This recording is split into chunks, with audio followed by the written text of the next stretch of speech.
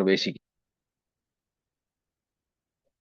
മഹാകാരുണ്യവാനായ കർത്താവിന്റെ നാമത്തെ സ്തുതിക്കുകയും വാഴ്ത്തുകയും ചെയ്യുന്നു. ആദരണീയരായ കർത്താവിന്റെ ദാസന്മാർ, വിശേഷിച്ച് ഇതുവരെ നമുക്ക് അധ്യക്ഷത വഹിച്ചുകൊണ്ടിരുന്ന കർത്താവിന്റെ ദാസൻ പ്രിയ ബാബു അങ്കിൾ, പാട്ടുപാടിയ പ്രിയ പൈതൽ വിൽസി, മറ്റ് എല്ലാവർക്കും, വിശുദ്ധന്മാർക്ക് എല്ലാവർക്കും തന്നെ ക്രിസ്തീയ വന്ദനങ്ങൾ. ഇങ്ങനെ ഒരുമിച്ച് നമുക്ക് അല്പമല്ലാത്ത അസൗകര്യങ്ങൾ ഉണ്ടെങ്കിലും ഒരുമിച്ച് കൂടത്തക്കതുപോലെ ദൈവം അവസരങ്ങളെ നൽകിയതിനായി ഞാൻ കർത്താവിനെ വാഴ്ത്തുകയും സ്തുതിക്കുകയും ചെയ്യുന്നു. ഇന്റർനെറ്റിന്റെ ചെറിയ പ്രയാസം കൊണ്ടാണ് വീഡിയോ ഓഫാക്കിയിരിക്കുന്നത്. ദയവായി ക്ഷമിച്ചാലും. ഇതിനുശേഷം ഞങ്ങളെ കാണുന്നവർക്കും ആ അസൗകര്യം മനസ്സിലാകാൻ വേണ്ടി തുടക്കത്തിൽ ഓർപ്പിച്ചു എന്നേ ഉള്ളൂ. കർത്താവിന്റെ തിരുസന്നിധിയിലേക്ക് നമുക്കൊരുമിച്ച് ഇങ്ങനെ അടുത്തു വരുവാനായി ദൈവം അവസരങ്ങളെ നൽകി. ദൈവത്തിന്റെ എല്ലാവിധമായ കരുണകൾക്കും കൃപകൾക്കുമായി ഞാൻ ദൈവത്തെ സ്തുതിക്കുന്നു, കർത്താവിനെ മഹത്വപ്പെടുത്തുന്നു. നമ്മൾ ഇന്ന് മുതൽ വെളിപ്പാട് പുസ്തകം 18-ാം അധ്യായത്തിലേക്ക് പ്രവേശിക്കുകയാണ്. കഴിഞ്ഞ ദിവസം നമ്മൾ 17-ാം അധ്യായം ഉപസംഹരിച്ചു. അതിൻ്റെ ഉപസംഹാരത്തിൽ പൊതുവായ മറ്റു ചില കാര്യങ്ങൾ കൂടെ നമ്മൾ പരാമർശിക്കുകയുണ്ടായല്ലോ. അതുകൊണ്ട് 18-ാം അധ്യായത്തിലേക്ക് നമ്മൾ പ്രവേശിക്കുന്നത് ഇന്നത്തെ മാറ്റിവെക്കുകയായിരുന്നു. 17-ഉം 18-ഉം അധ്യായങ്ങളിൽ ധാരാളം സമാനതകൾ നമുക്ക് കാണുവാനായിട്ട് സാധിക്കും. രണ്ടിലും നാം കാണുന്നത് ബാബിലോണെ സംബന്ധിച്ചാണ്. ബാബിലോൺ എന്നതിൻ്റെ അർത്ഥം നാം കഴിഞ്ഞ ദിവസങ്ങളിൽ കാണുകയുണ്ടായി. എന്നാൽ 17-ഉം 18-ഉം അധ്യായങ്ങളിലെ ബാബിലോണുകൾ രണ്ടും ഒന്നാണോ, രണ്ടും രണ്ടാണോ?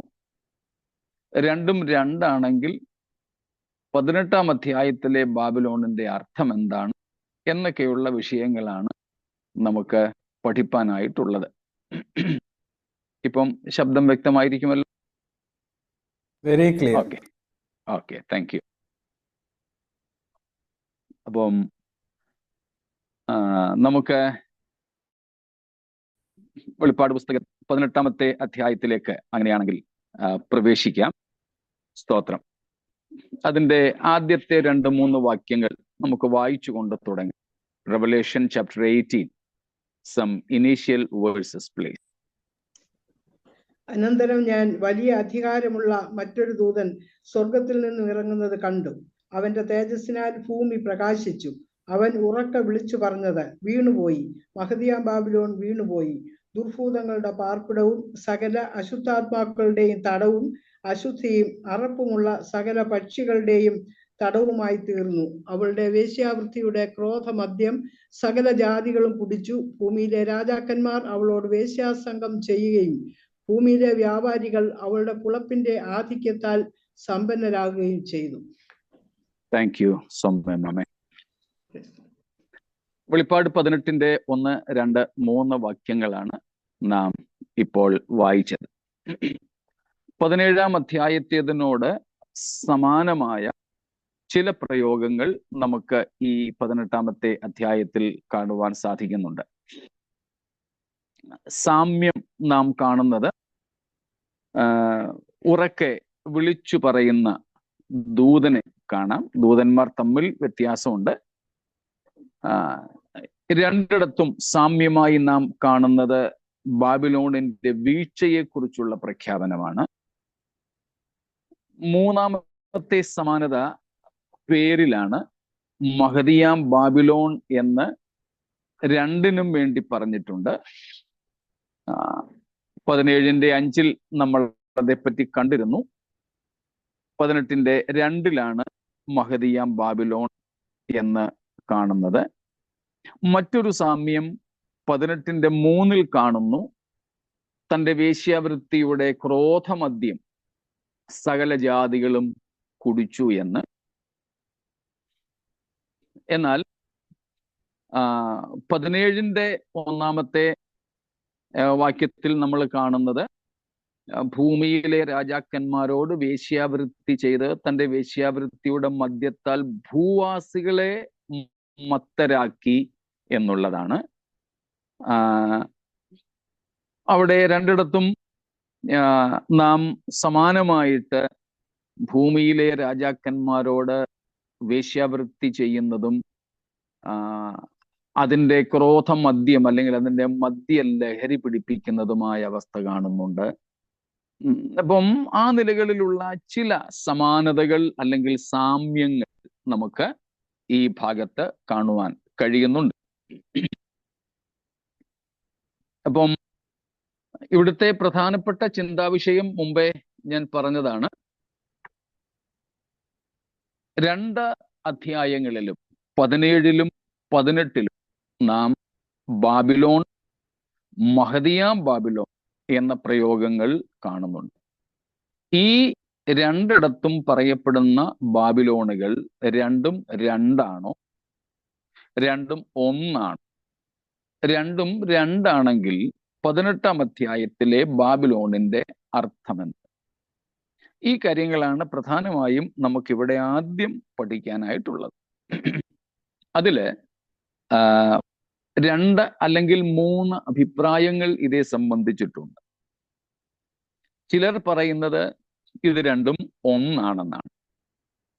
മറ്റു ചിലരുടെ അഭിപ്രായം അല്ല, രണ്ടും 2ആണെന്ന്.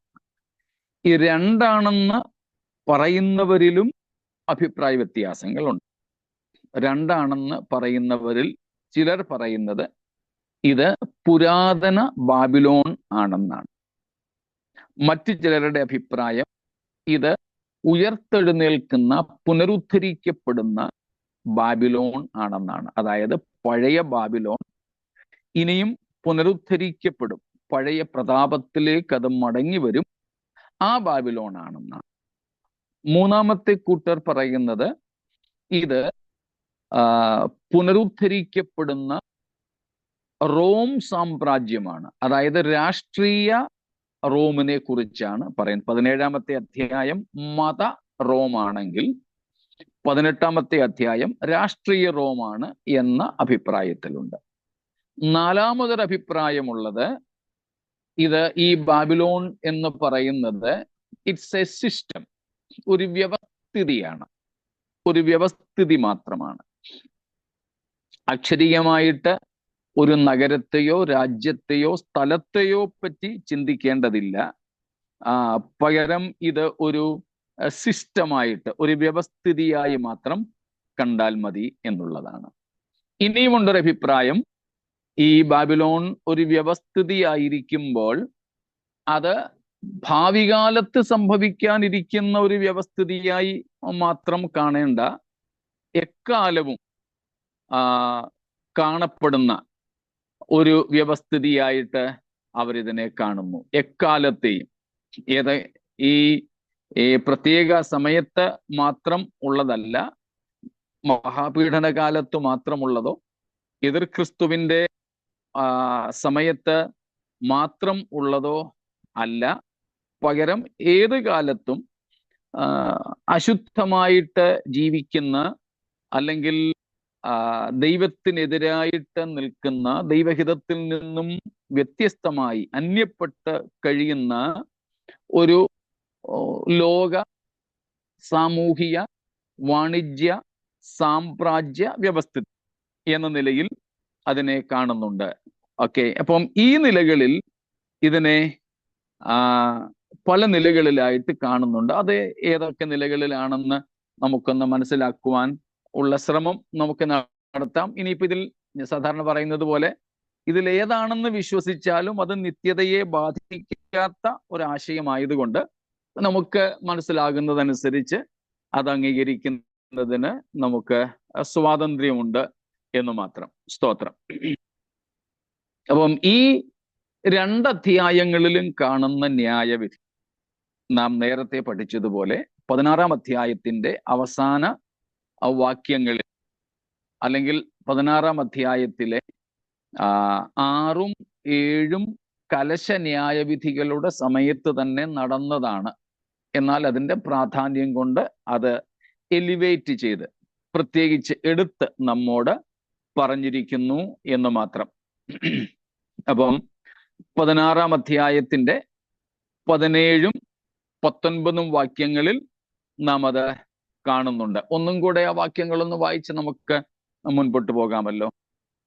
ഒരാൾ 16-ന്റെ 17ഉം 19ഉം വായിച്ചാട്ടെ, മറ്റൊരാൾ 14-ന്റെ 8ഉം വായിച്ചാട്ടെ. ഏഴാമത്തവൻ തന്റെ കലശം ആകാശത്തിൽ ഒഴിച്ചു. അപ്പോൾ സംഭവിച്ചു തീർന്നു എന്ന ഒരു മഹാശബ്ദം ദേവാലയത്തിലെ സിംഹാസനത്തിൽ നിന്നും വന്നു. ഇനി 19. മഹാനഗരം 3 അംശമായി പിരിഞ്ഞു, ജാതികളുടെ പട്ടണങ്ങളും വീണുപോയി. ദൈവകോപത്തിന്റെ ക്രോധമദ്യമുള്ള പാത്രം മഹാബാബിലോണ് കൊടുക്കേണ്ടതിന് അവളെ ദൈവസന്നിധിയിൽ ഓർത്തു. 14-ന്റെ 14:8.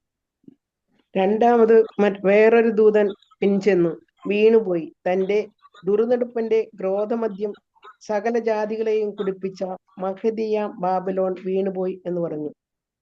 സ്തോത്രം. ഇപ്പൊ ഈ 3 വാക്യങ്ങളിലായിട്ട്, അല്ലെങ്കിൽ 14ഉം 16ഉം അധ്യായങ്ങളിലായിട്ട് പറഞ്ഞിരിക്കുന്ന ന്യായവിധിയുടെ വിശദീകരണമാണ് 17ഉം 18ഉം അധ്യായങ്ങൾ എന്ന് നമ്മൾ കണ്ടു കഴിഞ്ഞുവല്ലോ. ഈ 2 അധ്യായങ്ങൾ തമ്മിലുള്ള ഒരു ചെറിയ കമ്പാരിസൺ, കമ്പാരിറ്റീവ് ഡിസ്ക്രിപ്ഷൻ എന്ന് പറയാനൊക്കത്തില്ല, ജസ്റ്റ് ഒന്ന് നോട്ട് ചെയ്ത് മാത്രം പോകുന്നു. ഒരു ചെറിയ താരതമ്യ സൂചന മാത്രം നൽകുന്നു. 17-ാമത്തെ അധ്യായം രണ്ടും രണ്ടാണെന്നുള്ള ആശയത്തിലാണ് നമ്മൾ മുൻപോട്ട് പോകുന്നത്. 17-ാം അധ്യായത്തിലെ ബാബിലോണും 18-ാം അധ്യായത്തിലെ ബാബിലോണും ഒന്നല്ല, രണ്ടാണ്. ബാബിലോൺ എന്ന പ്രയോഗമുണ്ട്, അത് ആലങ്കാരിക പ്രയോഗങ്ങളാണ് 2 അധ്യായങ്ങളിൽ. അക്ഷരീയമായ പ്രയോഗങ്ങൾ അല്ല, ആലങ്കാരികമാണ്. Okay, figurative usage is there in both chapters when denoting Babylon, and therefore we make a stand that both Babylons are not the one but different. അതിനുവേണ്ടി ഈ കമ്പാരിറ്റീവ് സ്റ്റഡി നമ്മെ ഒരുപക്ഷെ സഹായിച്ചേക്കാം. 17-ാമത്തെ അധ്യായം ആ കമ്പാരിസൺ ആണ്, ആ താരതമ്യമാണ് നാം ഇവിടെ നോക്കുന്നത്.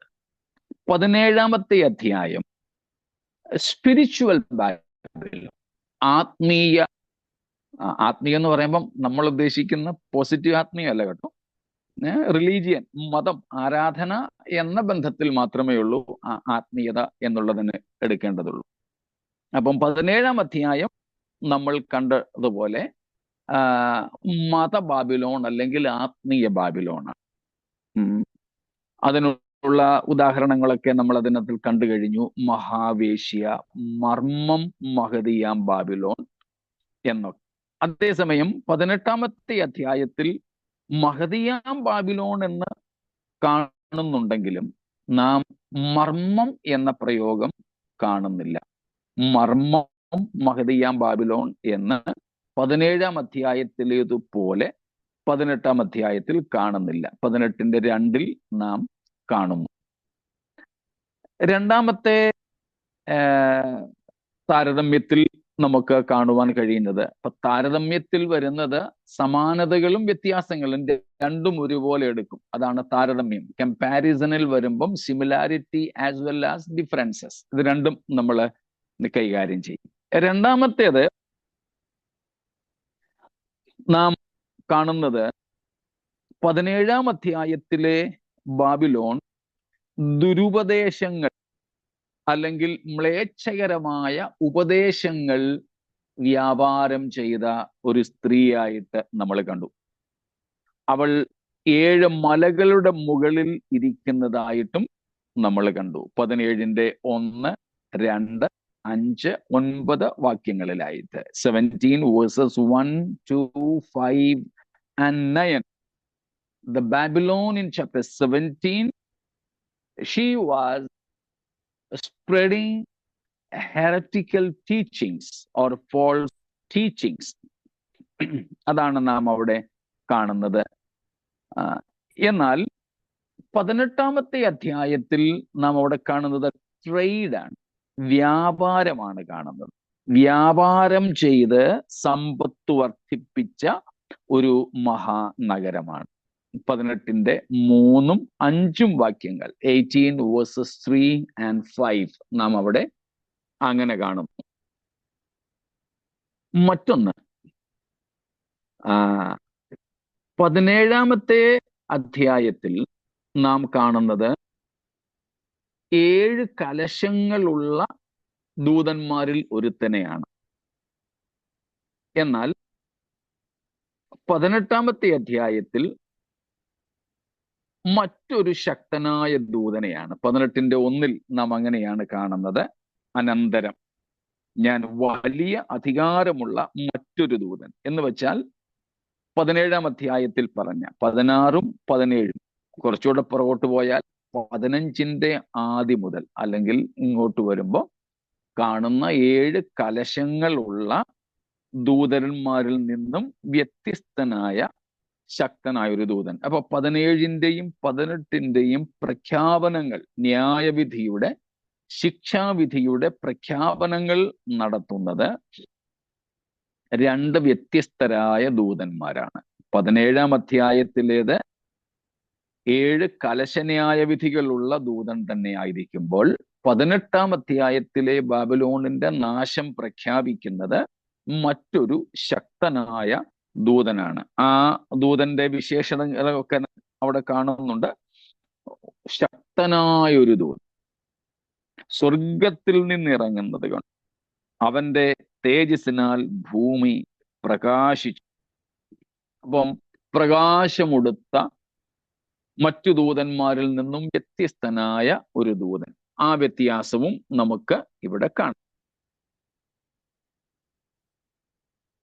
4-ാമത്തേത് നാം കാണുന്നു. 17-ാം അധ്യായത്തിലെ ബാബിലോൺ ഒരു സ്ത്രീയായിട്ട് പറഞ്ഞിരിക്കുന്നു. അത് മൃഗത്തിന്റെ മേൽ സഞ്ചരിക്കുന്നവളാണ്, ഒരു നഗരമാണെന്ന് നമുക്കവിടെ വ്യക്തമായിട്ട് കാണാം. ആ മൃഗം എന്നുള്ളത് എതിർ ക്രിസ്തു. അപ്പോൾ എതിർ ക്രിസ്തുവിന്റെ മേൽ വാഹനമേറി വരുന്ന ഒരു സ്ത്രീയായി നാം കാണുമ്പോൾ 18-ാം അധ്യായത്തിലെ ബാബിലോണിനെ ഒരു രാജ്യമായി നമുക്ക് കാണുവാൻ സാധിക്കും. ഒരു രാജ്യമായിട്ട് കാണാം. ഒരു as a kingdom, not a mere city, not a mere religious system.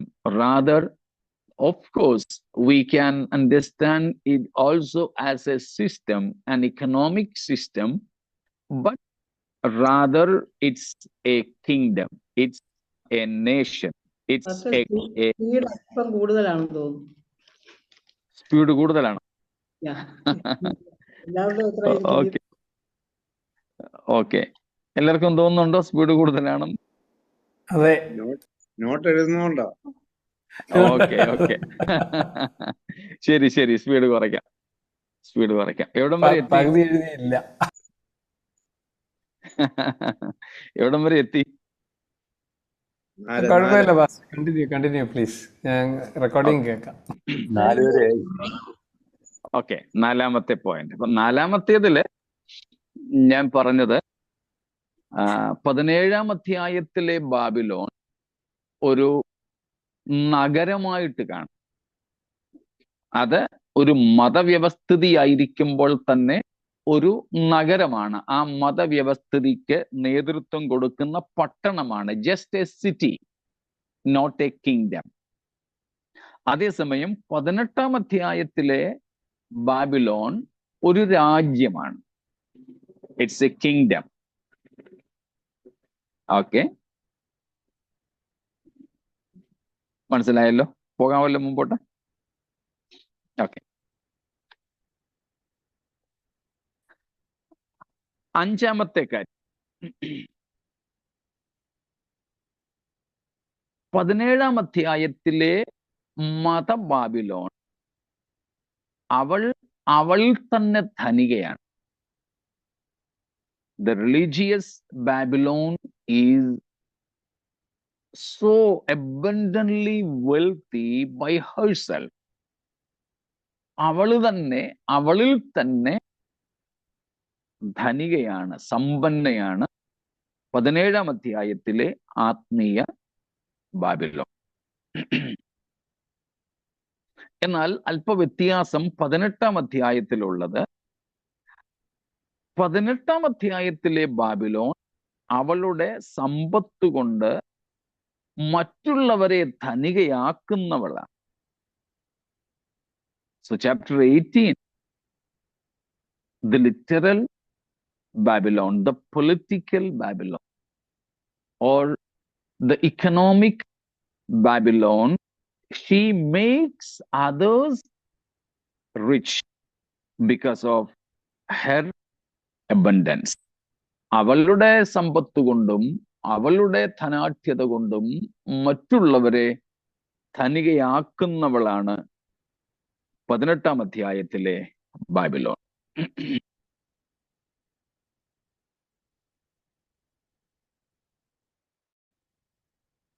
ആറാമത്തെ കാര്യം, രണ്ടിന്റെയും നാശം നോക്കിക്കാട്ടെ. 17-ാം അധ്യായത്തിലെ ബാബിലോണിനെ നശിപ്പിക്കുന്നത്, രണ്ടിനെ ന്യായം വിധിക്കുന്ന ദൈവം തന്നെയാണെങ്കിലും 17-ാം അധ്യായത്തിലെ ബാബിലോണിനെ ന്യായം വിധിക്കാൻ ദൈവം ഉപയോഗിച്ചത് എതിർ ക്രിസ്തുവിനെ തന്നെ. അന്നുണ്ടായിരുന്ന സാത്താന്യ സർക്കാരിനെ തന്നെ ഉപയോഗിച്ച് ദൈവം ആത്മീയ അല്ലെങ്കിൽ മത ബാബിലോണിനെ ന്യായം വിധിച്ചതായിട്ടാണ് 17-ാം അധ്യായത്തിന്റെ അവസാന വാക്യങ്ങളിൽ നമ്മൾ കണ്ടത്. അതേസമയം 18-ാം അധ്യായത്തിലെ ബാബിലോണിനെ ദൈവം നേരിട്ടാണ് നശിപ്പിക്കുന്നത്. ദൈവത്തിന്റെ ന്യായവിധി എതിർ ക്രിസ്തുവിലൂടെ അല്ല അവളിൽ നിവർത്തിച്ചത്. 18-ാം അധ്യായത്തിലെ ബാബിലോണിന്റെ നാശത്തിന് എതിർ ക്രിസ്തുവിനെ അല്ല ദൈവം ഉപയോഗിച്ചത്. അപ്പൊ രണ്ടുപേരെയും, രണ്ട് ബാബിലോണുകളെയും നശിപ്പിക്കുന്ന, എന്ന് വെച്ചാൽ ദൈവം രണ്ടിനെയും ന്യായം വിധിക്കുന്ന രീതിക്ക് വ്യത്യാസമുണ്ട്. The mode of punishment, judgment, condemnation is different for both the Babylons in 17 as well as in 18.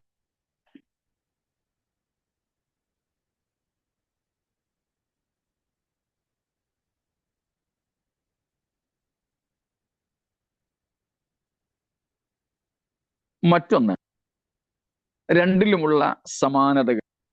18-ന്റെ 16 ഒന്ന് വായിച്ചോളൂ. 18:16.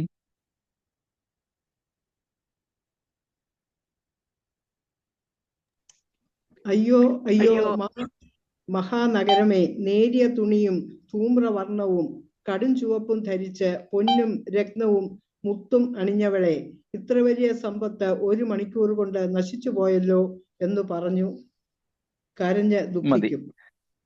രണ്ടിടത്തും നിറം ഏതാണ്ട് ഒരുപോലെ അല്ലെ? 17-ന്റെ 4-ലും നാം കാണുന്നത് ആത്മീയ അല്ലെങ്കിൽ മത ബാബിലോണിന്റെയും നിറം കടുംചുവപ്പാണ്.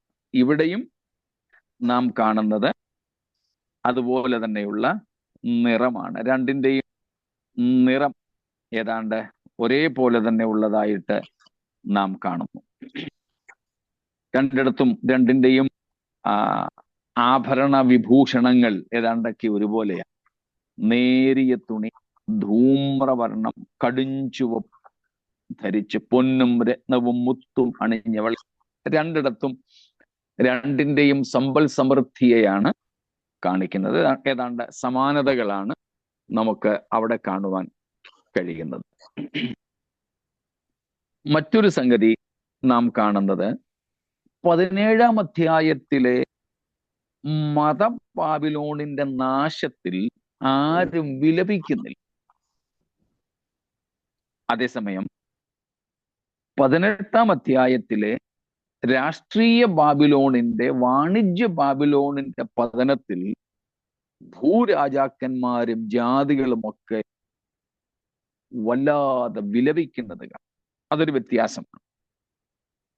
Religious Babylon, nobody is mourning over her destruction, whereas kings of the earth, princes, nations of the world, they mourn over the destruction of Babylon the Great in chapter 18. അപ്പം ഇവിടെ ആ വ്യത്യാസം കാണാം. 9-ാമത്തെ വാക്യം ഒന്ന് വായിച്ചോളൂ.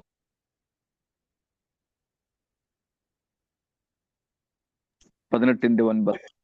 അവളോടുകൂടെ വേശ്യാസംഗം ചെയ്ത് പുളച്ചിരിക്കുന്ന ഭൂരാജാക്കന്മാർ അവളുടെ പീഡ നിമിത്തം ഭയപ്പെട്ട് ദൂരത്തു നിന്നും കൊണ്ട് അവളുടെ ദഹനത്തിന്റെ പുക കാണുമ്പോൾ അവളെ ചൊല്ലി കരഞ്ഞും മാറു തടിച്ചും കൊണ്ട് അയ്യോ അയ്യോ കണ്ടോ?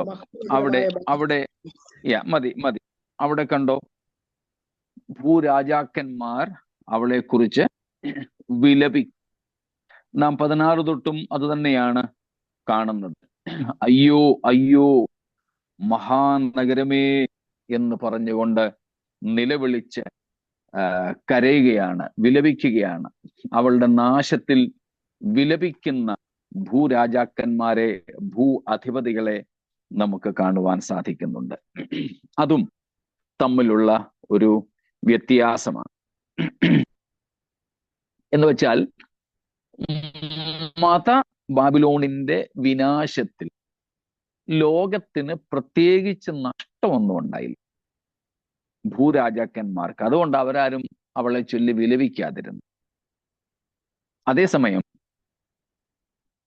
ഈ വാണിജ്യ ബാബിലോൺ, ഈ അക്ഷരീയമായ ബാബിലോൺ, അതിൻ്റെ നാശത്തിൽ ഭൂരാജാക്കന്മാർക്കൊക്കെ ഒത്തിരി നഷ്ടമുണ്ടായി, ധാരാളം നഷ്ടമുണ്ടായി. കാരണം നമ്മൾ താഴെ ഇനിയും 10 മുതലുള്ള വാക്യങ്ങൾ കാണുന്നുണ്ട് വ്യാപാര വസ്തുക്കളെ കുറിച്ച്.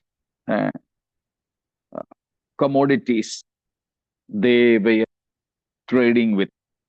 അപ്പം ഇത് നിമിത്തമായിരുന്നു ലാഭമുണ്ടായിക്കൊണ്ടിരുന്നത് മറ്റ് രാജാക്കന്മാർക്ക് അല്ലെങ്കിൽ മറ്റ് ദേശങ്ങൾക്ക്. അത് പോയത് കൊണ്ടാണ് ഇവര് കരയുന്നത് അല്ലെങ്കിൽ ഇവര് വിലപിക്കുന്നത്.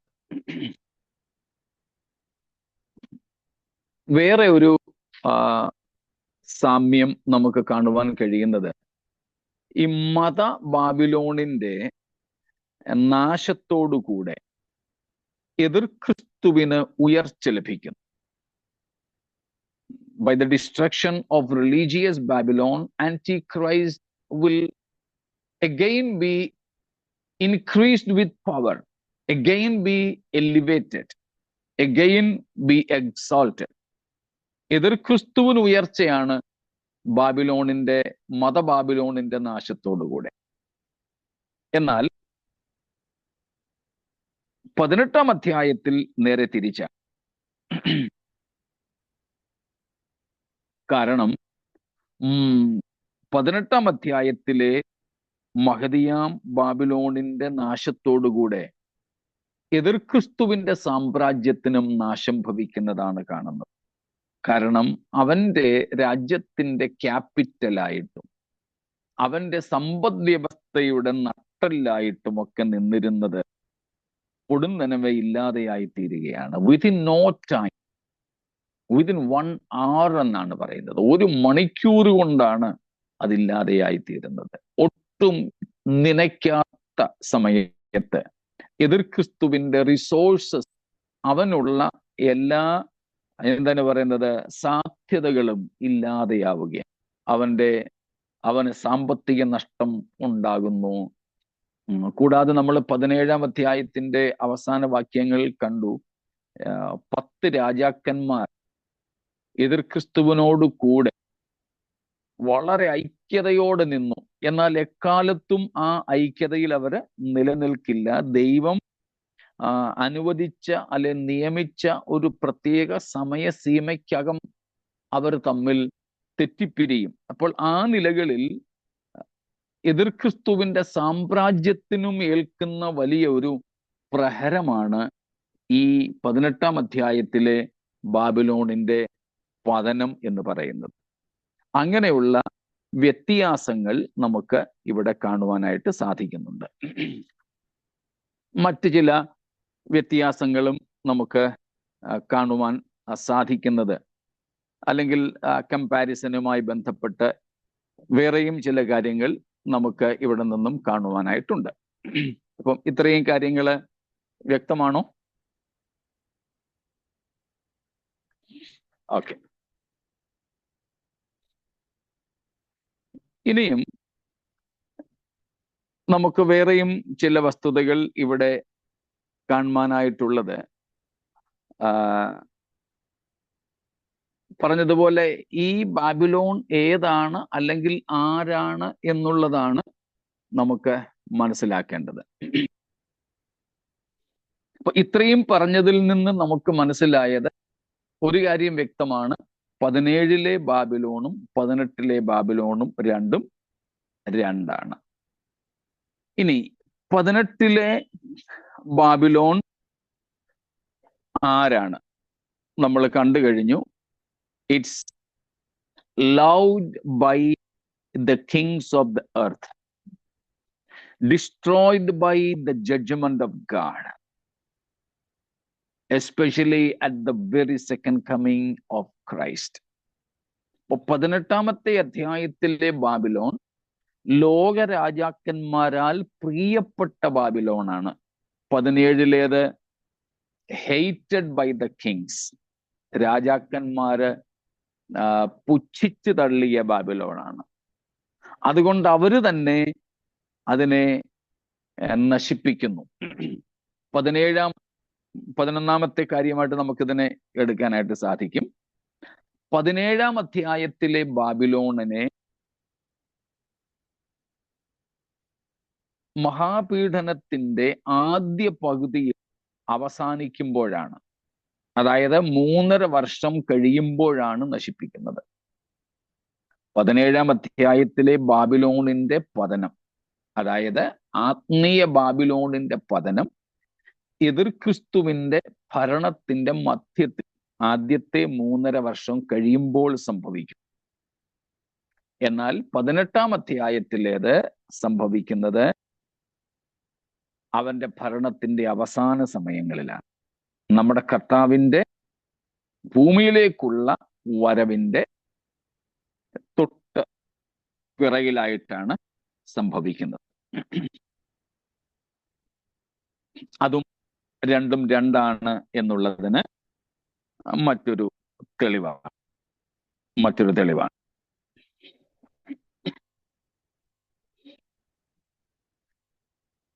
നമ്മൾ കണ്ടു കഴിഞ്ഞല്ലോ ഈ ബാബിലോണിനെ, ഈ 18-ാം അധ്യായത്തിലെ ബാബിലോണിനെ നശിപ്പിക്കുന്നത് ദൈവമാണെന്ന്.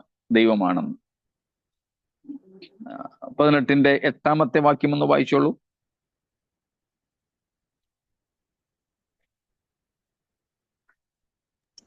അതു നിമിത്തം മരണം, ദുഃഖം, ക്ഷാമം എന്നിങ്ങനെ അവളുടെ ബാധകൾ ഒരു ദിവസത്തിൽ തന്നെ വരും.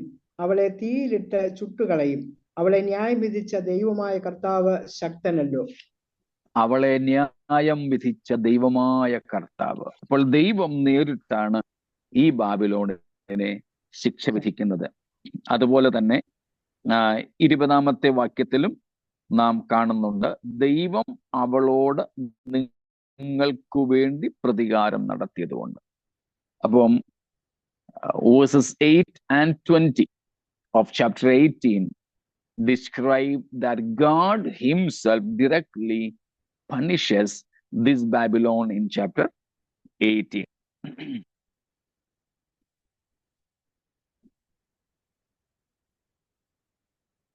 മറ്റൊന്ന് റിയാക്ഷൻ ടു ഇറ്റ്സ് ഡിസ്ട്രക്ഷൻ. എന്താണ് ഈ ബാബിലോണുകളുടെ വിനാശത്തിലുള്ള പ്രതികരണം? അതിൽ 17-ാം അധ്യായത്തിലേത് നമ്മൾ കണ്ടുവല്ലോ. 17-ന്റെ 16-ാമത്തെ വാക്യത്തിലും മറ്റും നമ്മൾ കാണുകയുണ്ടായി. എതിർ ക്രിസ്തുവിനും അവന്റെ കൂടെയുള്ള ദശരാഷ്ട്ര സംഘടനകൾക്കും അല്ലെങ്കിൽ 10 രാജാക്കന്മാർക്കും അത് ഡിലൈറ്റ്, അത് സന്തോഷമായിരുന്നു. അവർക്കും പ്രയാസമൊന്നും ഉണ്ടായിട്ടില്ല. അതേസമയം 18-ാം അധ്യായത്തിലെ ബാബിലോണിനെ നശിപ്പിച്ചപ്പോൾ particularly 2 types of reactions. One was despair, another one was delight. Despair by the earthly people, but delight in heaven. 19-ാമത്തെ വാക്യം, 19-ാമത്തെ വാക്യം കണ്ടോ? ഭൂമിയിൽ ഉള്ളവരൊക്കെ, മുമ്പേ നമ്മൾ പറഞ്ഞ രാജാക്കന്മാരും പ്രഭുക്കന്മാരും ഒക്കെ അവര് തലയിൽ പൂഴി വാരി ഇട്ടുകൊണ്ട് കരയുകയാണ്. Despair on the people or kings or leaders on earth. ഭൂമിയിലുള്ള നേതാക്കന്മാർക്ക്, രാജാക്കന്മാർക്ക് വല്ലാത്ത വിഷമമാണ് ഉണ്ടായത്. അതേസമയം 20-ാമത്തെ വാക്യത്തിൽ നമ്മൾ പറയുന്നു, സ്വർഗമേ, വിശുദ്ധന്മാരും അപ്പോസ്തലന്മാരും പ്രവാചകന്മാരുമായുള്ളവരെ, അവളെ ചൊല്ലി ആനന്ദിപ്പി. അപ്പം ഭൂമിയിൽ നിരാശ, സ്വർഗത്തിൽ സന്തോഷം, ആനന്ദം. This was the reaction or response to the destruction or the condemnation of the Babylon in chapter 18. In 18. അപ്പം ഒരു കാര്യം കൂടെ പറഞ്ഞിട്ട് ഞാൻ നിർത്താം.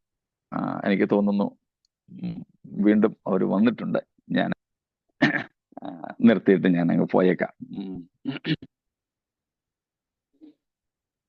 See, the location also defines the thing. ഈ 2 ബാബിലോണുകളുടെയും സ്ഥാനം, ലൊക്കേഷൻ, അതും നോക്കിയാൽ നാം കാണുന്നുണ്ട്. അത് മുമ്പ് ഞാൻ പറഞ്ഞതുപോലെ 17-ാം അധ്യായത്തിലെ ബാബിലോണിന്റെ ലൊക്കേഷൻ നമ്മൾ കണ്ടിരുന്നു. 7 മലകളിന്മേൽ പണിയപ്പെട്ടിരിക്കുന്ന നഗരം, അത് റോം ആണെന്നുള്ളത് 17-ാം അധ്യായത്തിൽ നിന്ന് നാം മനസ്സിലാക്കിയിരുന്നു. 18-ാമത്തെ അധ്യായത്തിലേത് നാം കാണുന്നത്, it's A literal city or outshines all other cities, headquarter of the Antichrist. അത് നാം കാണുന്നത് മറ്റെല്ലാ പട്ടണങ്ങളെക്കാൾ മുൻപന്തിയിൽ നിൽക്കുന്ന ഒരു തലസ്ഥാന നഗരിയായിട്ട് കാണും. വാണിജ്യത്തിന്റെയും രാഷ്ട്രീയത്തിന്റെയും ഒക്കെ തലസ്ഥാന നഗരിയായിട്ട് കാണും. സുവർണ നഗരമായിട്ട് കാണും. സുവർണ നഗരമെന്ന് ബൈബിളിൽ വിളിക്കപ്പെടുന്ന പ്രധാനപ്പെട്ട നഗരം ബാബിലോണാണ്. ഇതിന്റെ ചില കാരണങ്ങളുണ്ട്, അല്ലെങ്കിൽ തെളിവുകളുണ്ട്. ഒരു 6-7 കൂട്ടം കാര്യങ്ങൾ. അത് നമുക്ക് കർത്താവിന്റെ വരവ് താമസിച്ചാൽ നാളെ ചിന്തിക്കാമെന്ന് കർത്താവിൽ ആശിക്കുന്നു. അതുകൊണ്ട് ഈ വിധമായ താരതമ്യങ്ങൾ ഒരുപക്ഷെ മനസ്സിലായി കാണുമല്ലോ. ഒടുവിലത്തേതിന് ഇനിയുമുണ്ട് ചില തെളിവുകൾ കൂടെ. അത് നമുക്ക് കർത്താവിന്റെ വരവ് താമസിക്കുന്നെങ്കിൽ നാളെ മനസ്സിലാക്കാം. ഇത്രയും കാര്യങ്ങൾ വ്യക്തമാണോ? കേൾക്കാമായിരുന്നല്ലോ? കുഴപ്പമില്ലായിരുന്നല്ലോ? സ്തോത്രം. അപ്പോൾ ഈ നഗരം, ഈ നഗരം സുവർണ നഗരമാണെന്നോ സുവർണ നഗരത്തിൽ സ്ഥിതി ചെയ്യുന്നോ? സുവർണ നഗരമാണ്. Okay, thank U.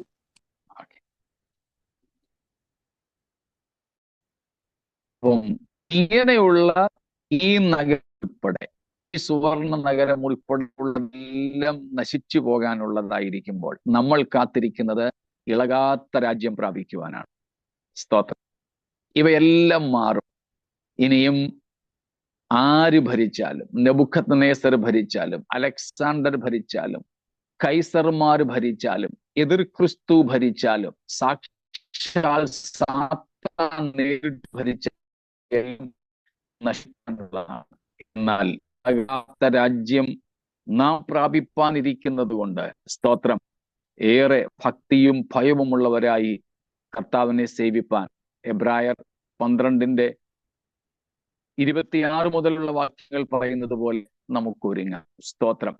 അതിൽ മാറിക്കൂടാത്ത, കാലാവധി തീരാത്ത നമ്മുടെ കർത്താവ് രാജാധിരാജാവും കർത്താധി കർത്താവുമായി വാഴും. അതിനായി നമുക്ക് ഒരുങ്ങാം. കർത്താവിന്റെ വരവിനായി ഈ വചനങ്ങളും നമ്മെ ഒരുക്കട്ടെ. ദൈവം നമ്മെ ഈ വചനങ്ങളാൽ അനുഗ്രഹിക്കുമാറാകട്ടെ. സ്തോത്രം.